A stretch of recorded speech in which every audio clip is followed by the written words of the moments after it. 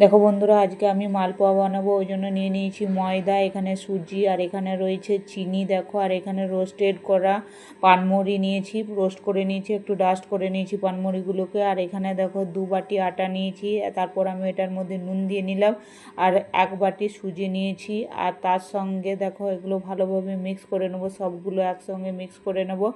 এরপর দেখো আমি এর মধ্যে দেখো 1 বাটি চিনি নিয়েছি, 1 বাটি চিনি মিক্স করে নেব। তো 2 বাটি আটা, 1 বাটি সুজি, আর 1 বাটি 1 বাটি চিনি। আর দেখো পানমুড়িগুলো ভালোভাবে মিক্স করে নেব। এরপর জল দিয়ে ভালোভাবে একটা ব্যাটার বানিয়ে নেব। দেখো একটু গাঢ় গাঢ় করে জল দিয়ে ব্যাটার বানিয়ে নেব। দুধ দিয়েও তোমরা মাখতে পারো, তো আমি এখানে জল দিয়ে মেখেছি। তো ব্যাটারটা আমি একটু ঘন করে ভালো করে মিক্স করে নেব। দেখো জল দিয়ে দিয়ে একটু একটু জল দিয়ে ভালোভাবে মেখে নিতে হবে, আর একটু ব্যাটারটা ঘন করতে হবে।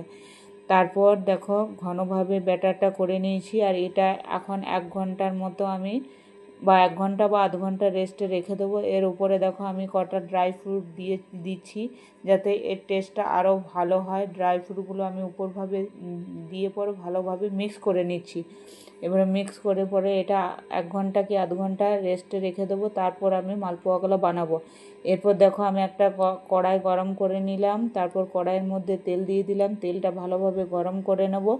আর দেখো এইভাবে আমার ঘন হয়েছে এই ব্যাটারটা। দেখো ব্যাটারটা হয়ে গেছে। তারপর এর মধ্যে দেখো আমি একটা একটা করে মালপোয়া সব দিয়ে দেবো।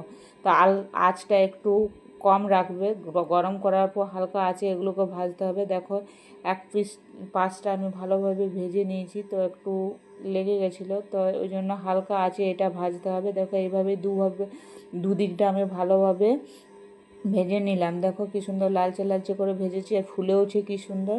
তো এইভাবে সবগুলো ভেজে নেবো। তো এটা আমি এবার কড়াই থেকে উঠিয়ে রেখে দেবো।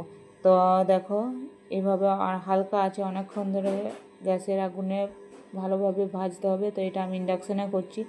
তো এটা উঠিয়ে এবার রেখে নেব। দেখো এইভাবেই সবগুলো আমাকে একটা একটা করে করতে হবে। দেখো এইভাবে আমি সবগুলো করে নিয়েছি। তো এতগুলো হয়েছে। তো কার কার মালপোয়া ভালো লাগে অবশ্যই কমেন্টে জানাবে। আর আমার ভিডিও ভালো লাগলে অবশ্যই আমাকে লাইক, কমেন্ট, শেয়ার আর ফলো করবে।